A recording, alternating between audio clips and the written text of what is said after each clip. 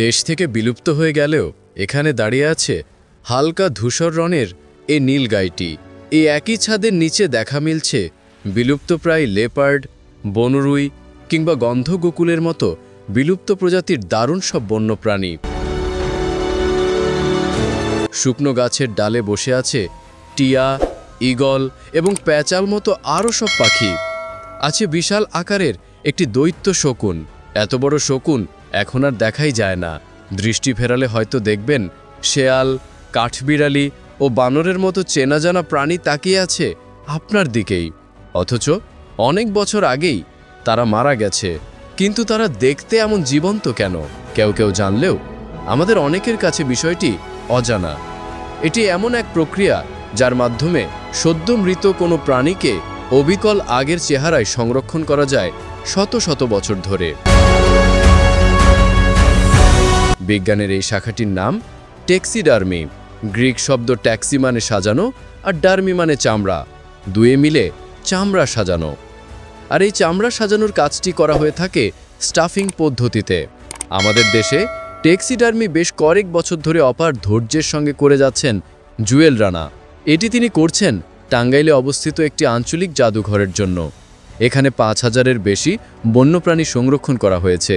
এক একটি প্রাণীর রয়েছে এক একটি অবাক করা গল্প। বন্যপ্রাণী হলেও এদের বেশিরভাগেরই প্রাণ গেছে দুর্ঘটনায়।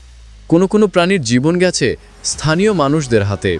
স্থানীয় লোকজন যেসব প্রাণীকে হত্যা করেছে তেমন সব প্রাণীদের মৃতদেহগুলোকে এখানে সংরক্ষণ করা হয় টেক্সিডার্মি পদ্ধতিতে। নীলগাইটা আমরা পেয়েছি পঞ্চগড়ের আটোয়ারিতে। এটা ভারত থেকে বাংলাদেশে বর্ডার ক্রস করে আসে এবং লোকাল পিপল পিটিয়ে মারে। হরিণ প্রজাতির সবচেয়ে বড় যে প্রাণী সেটা হচ্ছিল নীলগাই। একসময় আমাদের শালবনে প্রচুর ছিল। বাংলাদেশে এটা প্রায় ১৯৪০ সাল থেকেই বিলুপ্ত হয়। স্টাফিং এবং তরলে ভিজিয়ে রেখে এসব বন্যপ্রাণীর মৃতদেহ এখানে সংরক্ষণ করা হচ্ছে ১৯৯৫ সাল থেকে।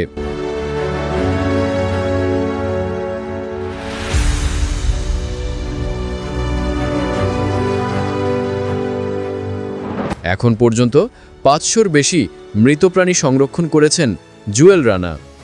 তার হাত ধরে বাংলাদেশের প্রথম আধুনিক পদ্ধতিতে নীলগাই, নোনা পানির কুমির, মিঠা পানির কুমিরের মতো বড় সব প্রাণী সংরক্ষণ করা হয়েছে। মৃত প্রাণীর শরীর সংরক্ষণ বা টেক্সিডার্মির জন্য স্টাফিং পদ্ধতি আসলে সহজ কোনো বিষয় নয়। ধৈর্যের সঙ্গে একের পর এক ধাপ পেরিয়ে তবেই প্রাণের শরীর আগের চেহারায় ফিরিয়ে আনা হয়। যখন আমরা ডেড অ্যানিমেল পাই তখন আমরা কালেকশন করে নিয়ে আসি এবং আনার সাথে সাথে সেটা আমরা সঠিক পরিমাপ করি যে প্রাণীটার বয়স কত বা প্রাণীটার সাইজ কি। সঠিক পরিমাপ করার পর সেটাকে আমরা স্কিন ইন করি, চামড়াটাকে আলাদা করে ফেলি। চামড়াটা আলাদা করার পর সেটা চামড়াটা আমরা ফ্রিজিং করে ফেলি। তারপর যে বডিটা থাকে সেই বডিটা আমরা অ্যাকুরেট আবার তৈরি করি। এখানে ওয়্যার, কটন থ্রেড দিয়ে এবং পিএ ফোম দিয়ে হুবহু আগের যে বডিটা ছিল সেই বডি প্রস্তুত করি।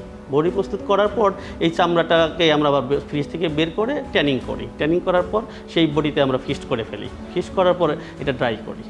এই প্রসেসিংটা মূলত বার্ড প্রসেসিং করতে প্রায় ৩ মাস সময় লাগে এবং যেগুলো ম্যামালস সেগুলো মিনিমাম ৬ মাস লাগে। টেক্সিডার্মের বড় চ্যালেঞ্জ হলো মৃত প্রাণীটির দেহের বিভিন্ন অংশের সঠিক অনুপাত বজায় রাখা। মুখটা ঠিকঠাক তৈরি করা ও স্টাফিংয়ের আরেকটি বড় চ্যালেঞ্জ। প্রাণীর ইতিহাস রক্ষায় টেক্সিডার্মি এক যুগান্তকারী ভূমিকা পালন করে থাকে।